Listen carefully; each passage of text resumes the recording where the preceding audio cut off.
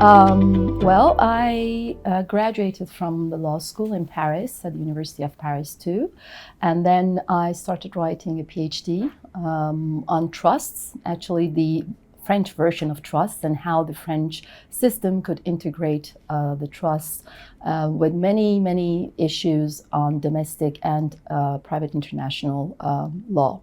And once I had written my PhD, you've got this system in France, you have to go for qualifications and national qualifications. So that's how I made it, because I really wanted to join the academia. And meanwhile, I started working in a law firm. Once I got qualified, I passed the different interviews with various universities, and I integrated the University of Cergy Pontoise, which is just outside Paris. And basically, I had a choice, but I made that choice because it's a little bit less, but it's a young university compared to the others. It was established in 1990, and it's a very dynamic university where the faculty members are invited to have projects, to lead projects. And so very quickly, actually, I started having responsibilities at the law school level. And so basically, I left the law firm and I became a permanent and full-time faculty member at the University of Cergy Pontoise. Well, because at that time, the French legislator wanted to integrate the trust system into the French law. But it is a very sensitive question because it actually implies to revise part of the property law, part of the contracts law. And so it was a very difficult issue to address. So this was the reason why I mainly, worked on trust. But the whole idea of having, let's say, one person being in charge of someone else's interests was very interesting to me, at also a global level.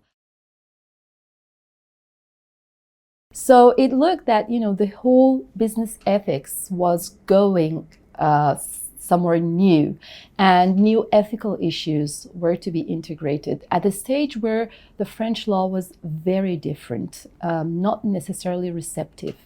And obviously the business was facing the issue to know how they were going to deal, because at the same time, they had to be compliant with the US regulation. But at the same time, they were operating in France, and France did not recognize many of the, maybe of the duties or of the obligations which were imposed to these companies. I'm thinking of just a very simple thing, which is a code of conduct, where the Sarbanes-Oxley Act requires a code of conduct.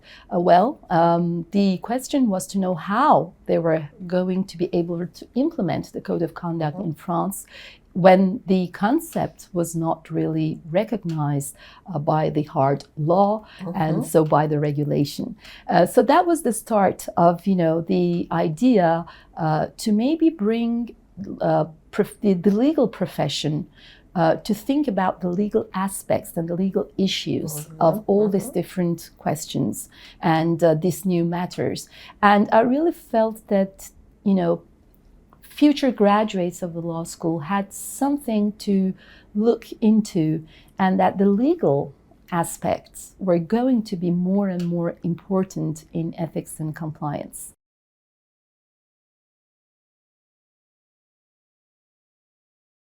The questions which were at debate, at stake, were legal issues, let's say 80% of the time. And these legal issues were going to get bigger and more important. And so this is how I thought maybe it would be interesting if we could try and study the links between law and business ethics.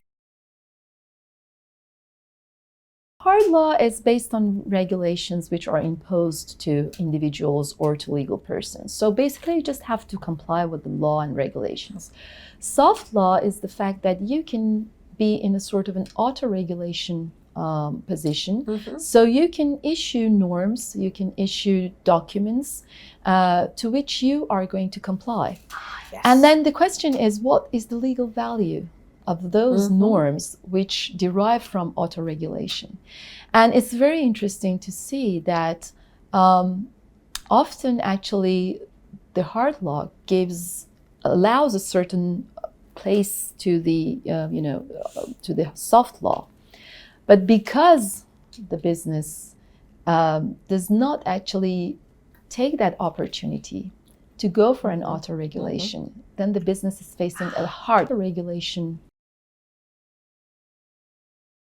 I think one thing we haven't, and that is going to be a major concern, is how we can help the small and medium-sized companies to do ethics and compliance, and to design ethics and compliance, and to understand the issues, first of all, of ethics and compliance, and then how we can help them really be able to address those issues in order to be able to work with the business at a global level and expand their activities.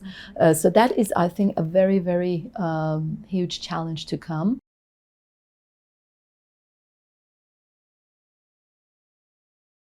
Is the main, the sensitive issue of all this, of the whole program, and how to bring actually people to be able to think globally. And be able to, so I mean, basically this needs to know perfectly well the laws and regulations of different countries, and to be able to think of what are the common cores you can find, and what are the specifics of each legislation. So basically, to my point of view, today you cannot do ethics and compliance just looking at the territory on which you are doing your business, because I mean, even if you are a small or medium-sized company, you will be contractors of major companies. So their global issues will be your issues, and you have to address those issues. My very first joy was when I got my students inside this program. They were sitting for the classes, they were delivered. And then after the program, they started getting jobs. And that was really fantastic. And every day now I am feeling this, these joyful moments whenever we've got now an alumni club of nearly 300 students who have graduated from the program. And so every time one of them writes to me saying, I'm going for a new job, and the titles are more and more interesting, the positions are higher and higher, and basically they are being hired as senior, on senior positions only after 3 years of graduating from the program, which means that there is a need for this specialization, and also that the program brings them the level of the expertise that other people coming from a regular background inside the business do not have. So it's really, really great. And then even today, seeing that other universities actually in France are really starting to look into this specialization, and other programs have been launched.